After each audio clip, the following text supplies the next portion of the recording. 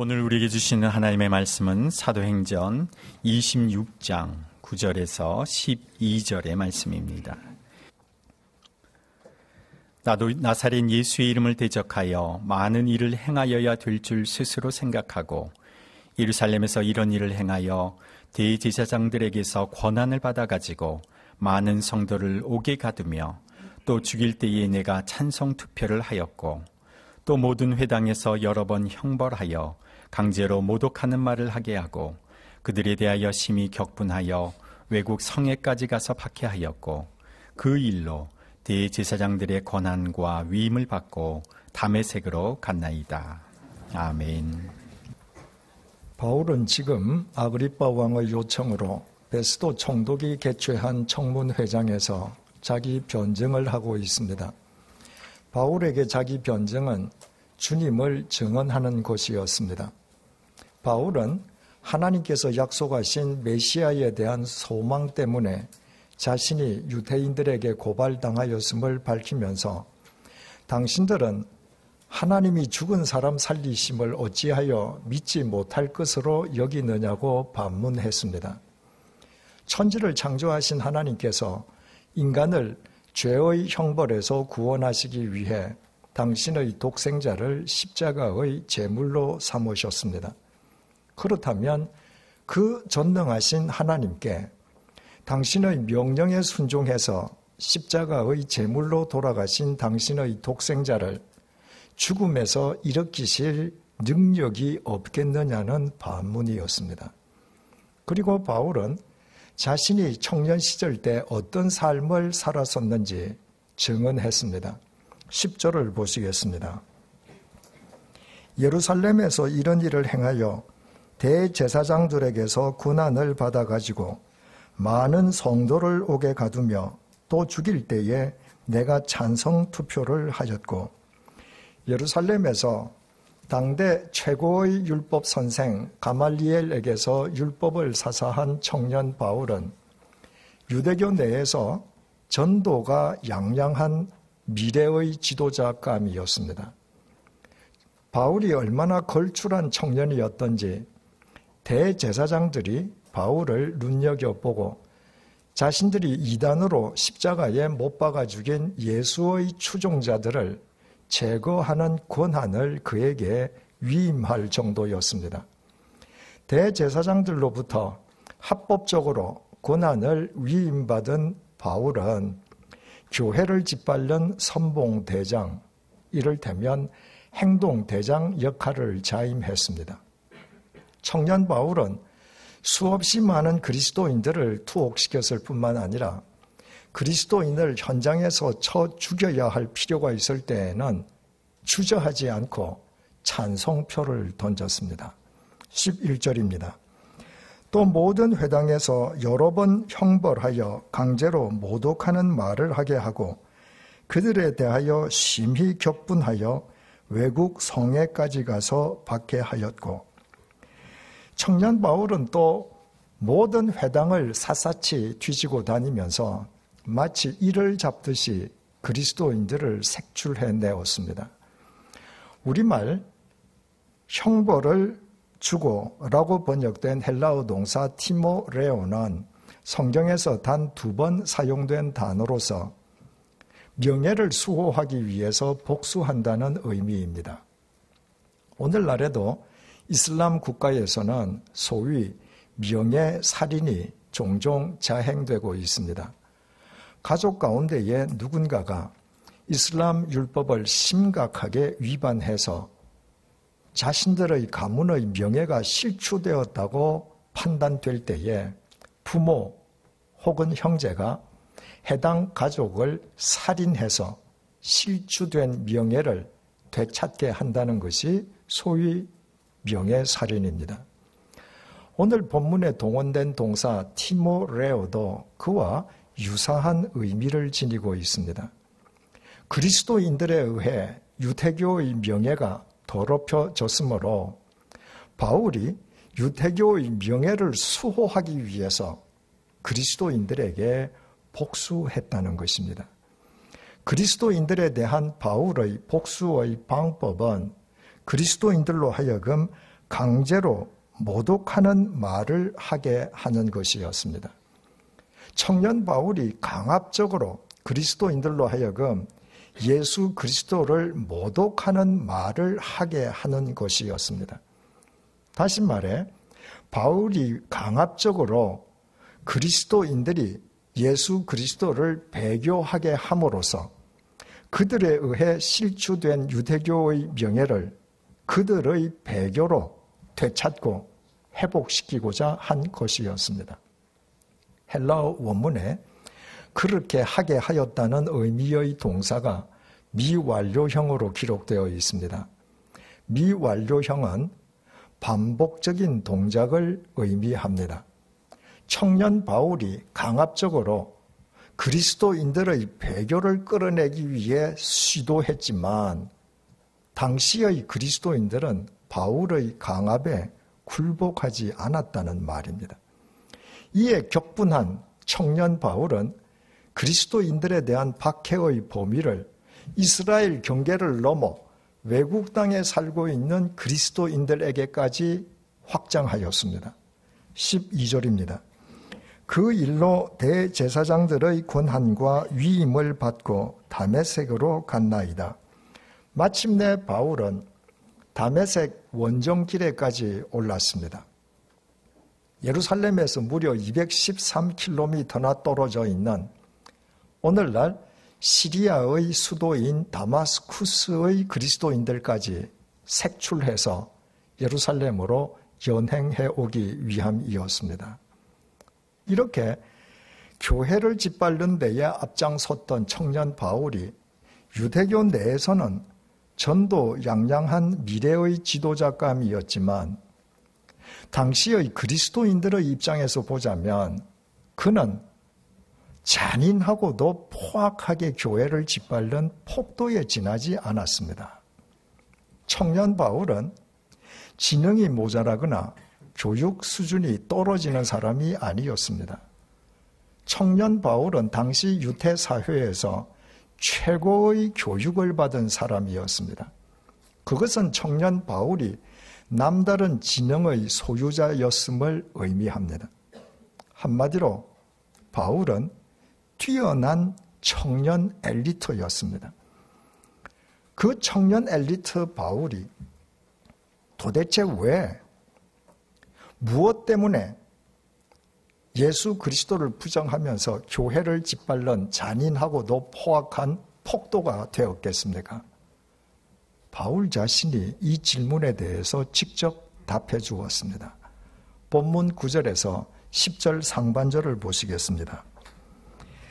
나도 나사렛 예수의 이름을 대적하여 많은 일을 행하여야 될 줄 스스로 생각하고 예루살렘에서 이런 일을 행하여 원문의 의미를 세번역 성경이 보다 쉽게 번역했습니다. 사실 나도 한때는 나사렛 예수의 이름을 반대하는 데에 할 수 있는 온갖 일을 다 해야 한다고 생각하였습니다. 그래서 나는 그런 일을 예루살렘에서 하였습니다. 청년 엘리트 바울이 비지성적이고도 비이성적으로 특히 비신앙적으로 예수 그리스도를 부정하고 그토록 잔인하고도 포악하게 교회를 짓밟는 폭도의 삶을 살았던 것은 당시의 모든 유대 교인들이 다 그렇게 행동했기 때문이었습니다. 당시의 유대인들은 적어도 유대 교인들이라면 유대교 지도자들이 십자가에 못 박아 죽인 예수를 추종하는 그리스도인들을 지상에서 쓸어버리는 것을 당연한 의무로 여기고 있었습니다. 그러므로 역시 유대인이었던 청년 바울도 모든 유대인들이 다 그렇게 하는 대로 행동하는 것을 조금도 이상하게 여기지 않았습니다. 모든 유대교인들이 다 그렇게 했기에 청년 바울 자신도 예수 그리스도를 부정하는 것을 지극히 당연하게 여겼습니다. 모든 유대 교인들이 다 그렇게 하였으므로 청년 바울 자신도 교회를 짓밟는 것은 유태교를 수호하기 위한 정당한 신앙 행위였습니다.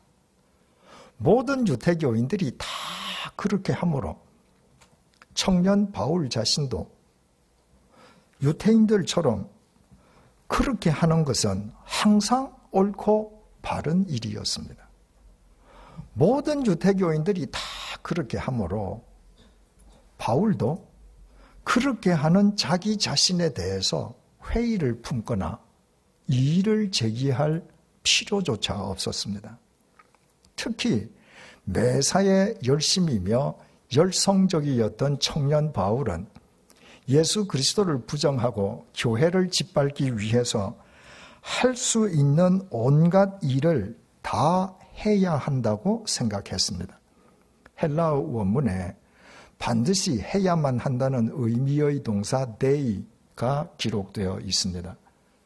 바울은 청년 엘리트로서 교회를 짓밟고 예수 그리스도를 부정하는 데에 자신이 할 수 있는 모든 것을 반드시 다 해야만 한다고 판단했습니다. 청년 바울은 교회를 짓밟는 데에 누구보다도 투철한 사명감을 지니고 있었던 것입니다.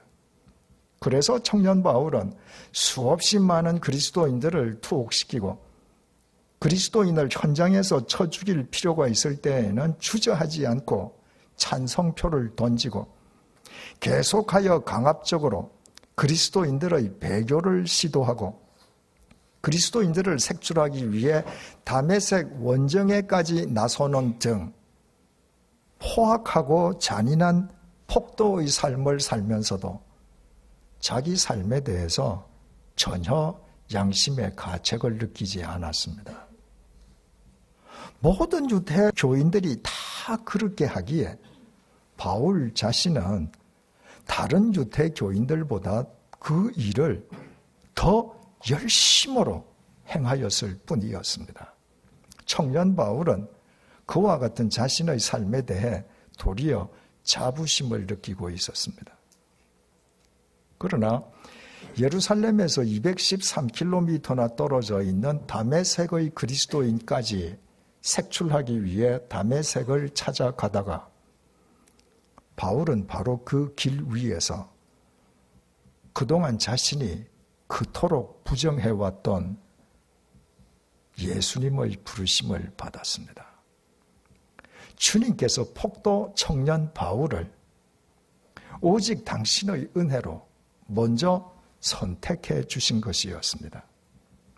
주님의 부르심을 받고서야 청년 바울은 그동안 자신이 그토록 부정해왔던 나사렛 예수님이 하나님께서 약속하신 메시아이심을 알았습니다. 주님의 부르심을 받고서야 청년 바울은 그동안 교회를 짓밟아 온 자신이 하나님 앞에서 흉측한 죄인임을 알았습니다. 주님의 부르심을 받고서야 청년 바울은 세상 모든 사람이 다 가는 길이라고 해서 반드시 바른 길이 아니라는 사실을 알았습니다.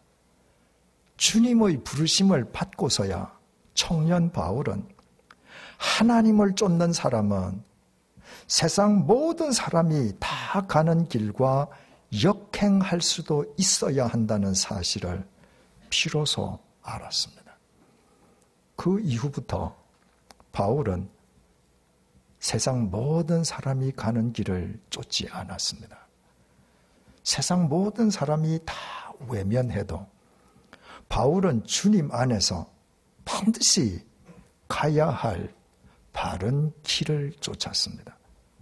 그로 인해 바울의 삶 속에는 모함과 박해, 시련과 고난이 그칠 날이 없었지만 주님께서는 세상 모든 사람이 다 가는 길이 아니라 당신의 명령에만 순종하는 그 바울을 통해 늘 당신의 섭리를 이루셨습니다.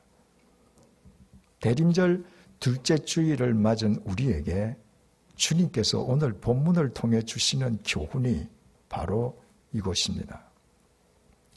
하나님의 은혜로 이집트의 노예살이에서 해방된 이스라엘 백성이 가데스 바네아에 당도했을 때였습니다. 가데스 바네아는 하나님께서 약속하신 언약의 땅 가나안으로 이르는 길목이었습니다.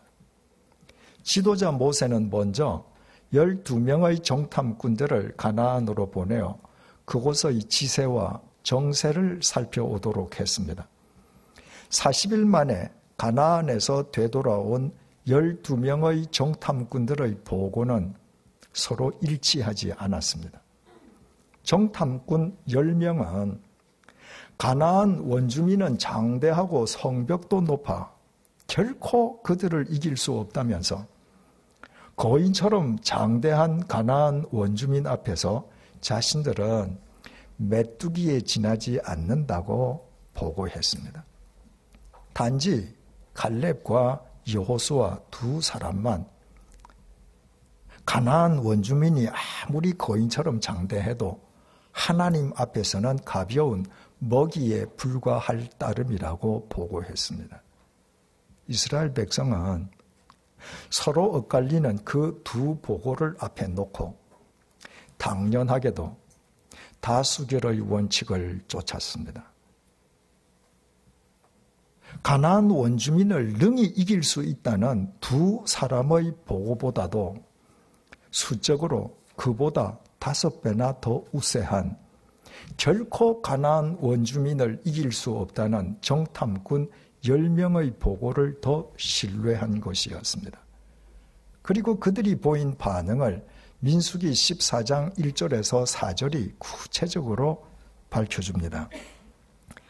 온 회중이 소리를 높여 부르짖으며 백성이 밤새도록 통곡하였더라. 이스라엘 자손이 다 모세와 아론을 원망하며 온 회중이 그들에게 이르되 우리가 애굽 땅에서 죽었거나 이 광야에서 죽었으면 좋았을 것을 어찌하여 여호와가 우리를 그 땅으로 인도하여 칼에 쓰러지게 하려 하는가? 우리 처자가 사로잡히리라. 애굽으로 돌아가는 것이 낫지 아니하랴. 이에 서로 말하되 우리가 한 지휘관을 세우고 애굽으로 돌아가자 하매 절망에 빠진 이스라엘 백성들이 밤이 새도록 통곡했습니다. 그들은 하나님께서 약속하신 언약의 땅 가나안과 지도자 모세를 버리고 새로운 지도자를 내세워 이집트로 되돌아가려 했습니다. 그들에게 이집트는 결코 생의 보금자리가 될 수 없는 곳이었습니다. 이집트로 되돌아간다 한들 그들을 기다리는 것은 혹독한 노예살이일 뿐이었습니다.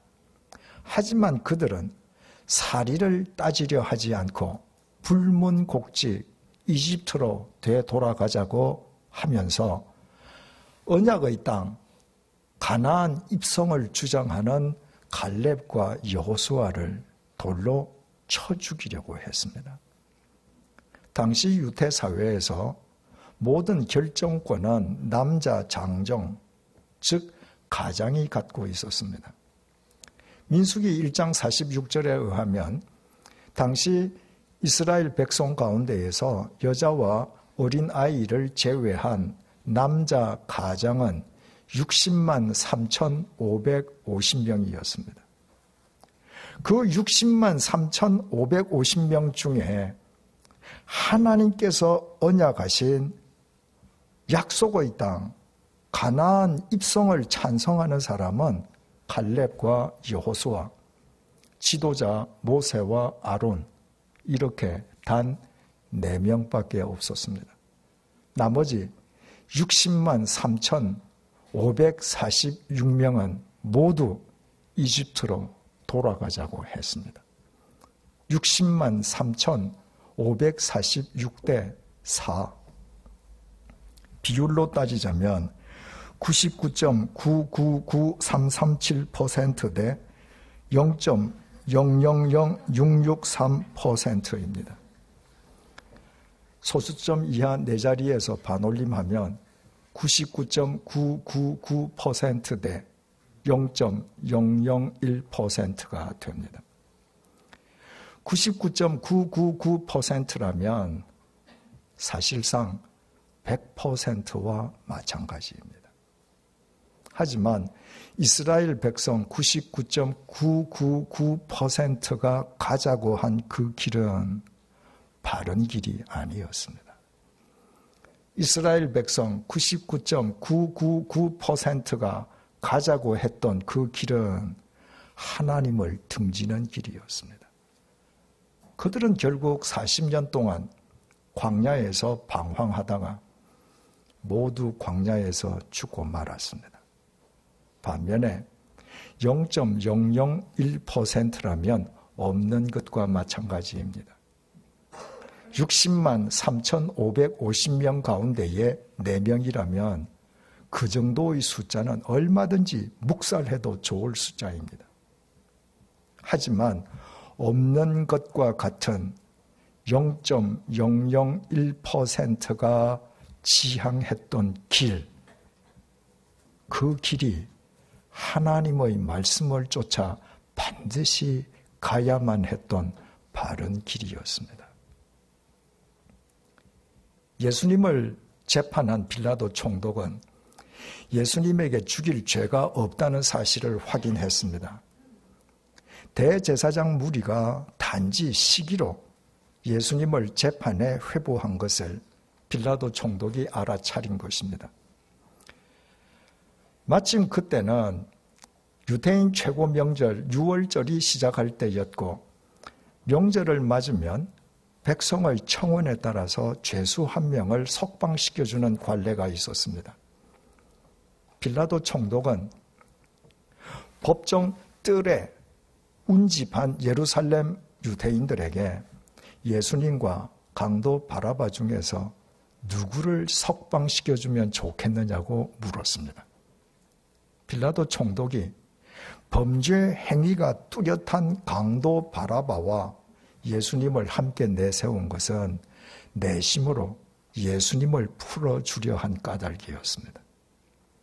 하지만 대제사장 무리의 사주를 받은 예루살렘의 유대인들은 일제히 강도 바라바를 석방시키라고 소리쳤습니다. 빌라도 총독은 그 유대인들에게 그러면 예수는 어떻게 하면 좋겠느냐고 다시 물었습니다. 그들은 다 한 목소리로 예수를 십자가에 못 박아 죽이라고 외쳤습니다.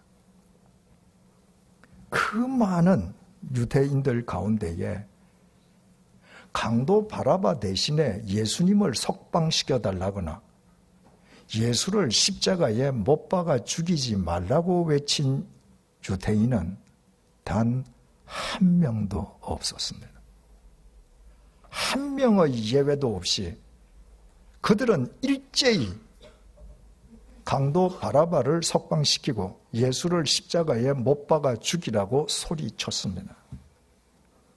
단 한 명의 반대도 없는 문자 그대로 만장일치였습니다.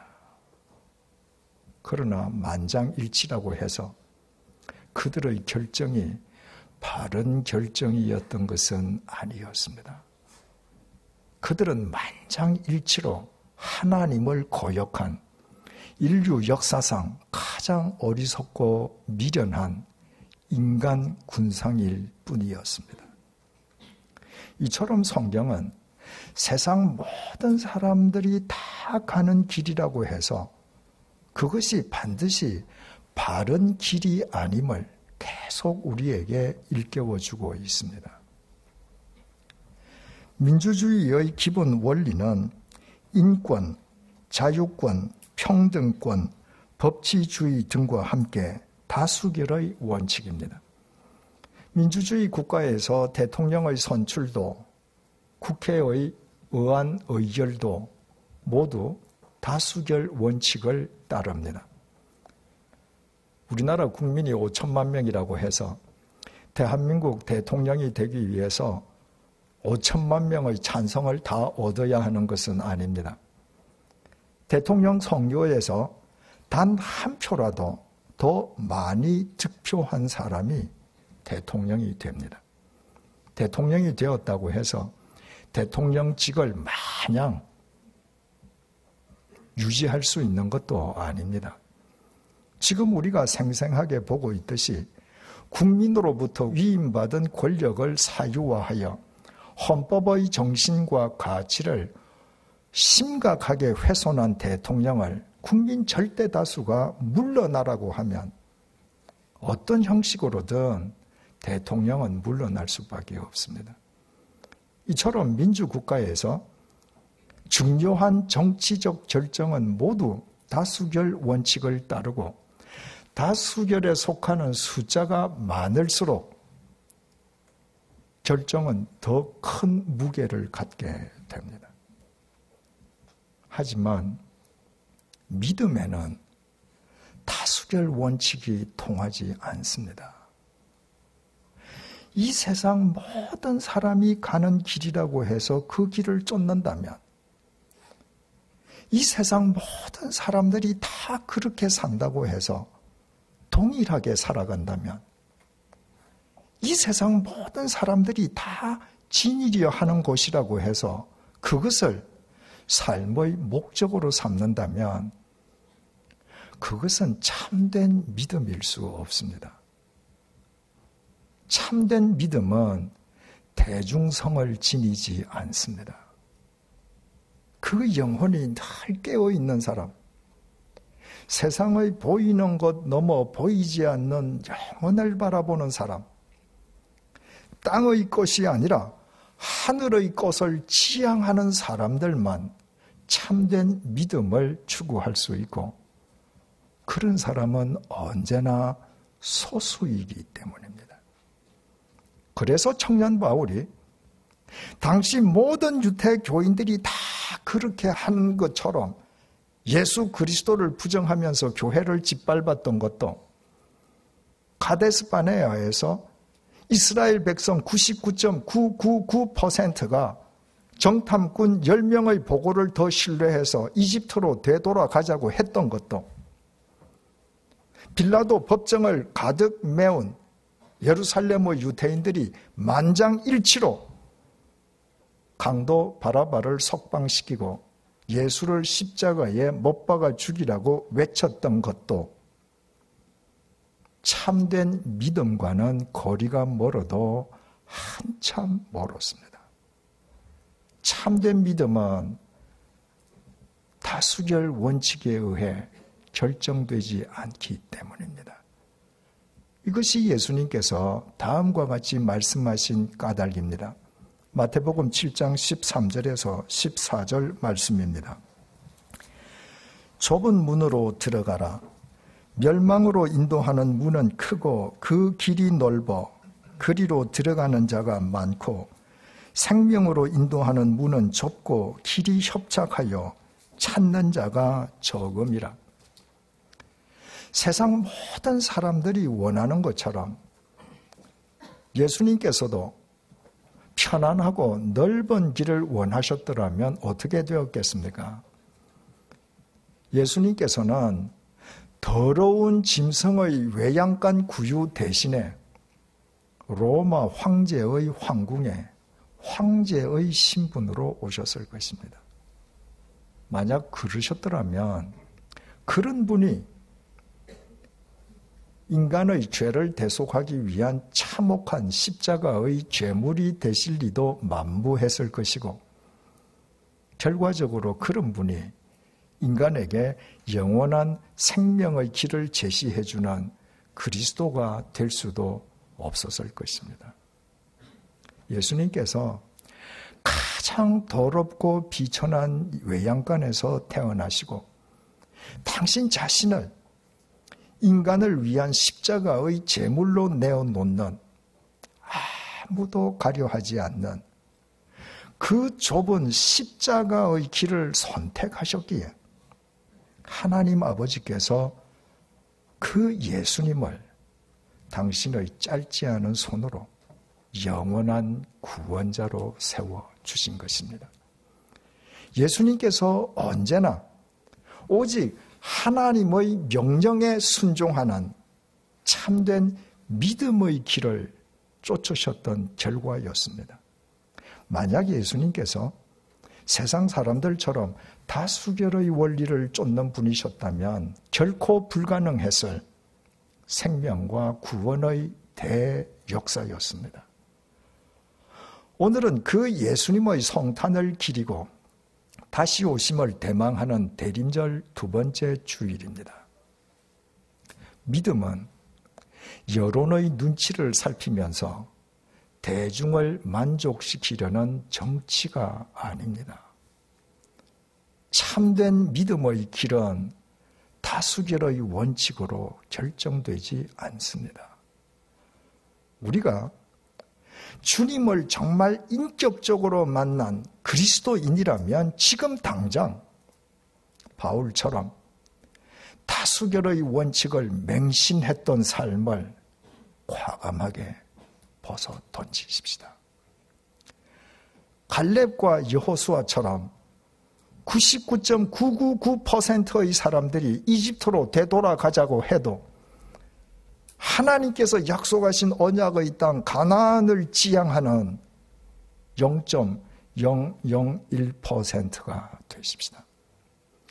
모든 제자들이 만류하는 십자가의 길을 고독하게 걸어가셨던 예수님을 본받아 그 좁은 십자가의 길을 그분과 함께 동행하십시다. 그 길이 아무리 좁고 협착해도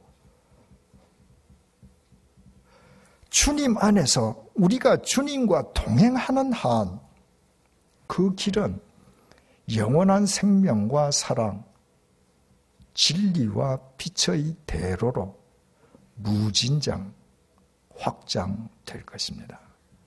기도하시겠습니다. 주님, 믿음을 정치처럼 생각했습니다. 믿음에도 다수결의 원칙이 작동한다고 오해했습니다. 다른 사람들이 다 그렇게 하기에 나도 아무 거리낌 없이 하나님의 말씀을 나의 삶으로 짓밟아 왔습니다. 다른 사람들이 다 그렇게 하기에 나도 나의 뜻을 성취하기 위해 하나님을 수단으로 삼아 왔습니다. 다른 사람들이 다 그렇게 하기에 나도 말씀을 통해 당신을 계시해 주신 삼위일체 하나님이 아니라 나의 욕망으로 빚어낸 하나님의 허상을 하나님이라 우겨왔습니다. 다른 사람들이 다 그렇게 하기에 나도 진리의 좁은 길은 안중에도 없이 하나님과 무관한 쾌락의 넓은 길만 질주해왔습니다.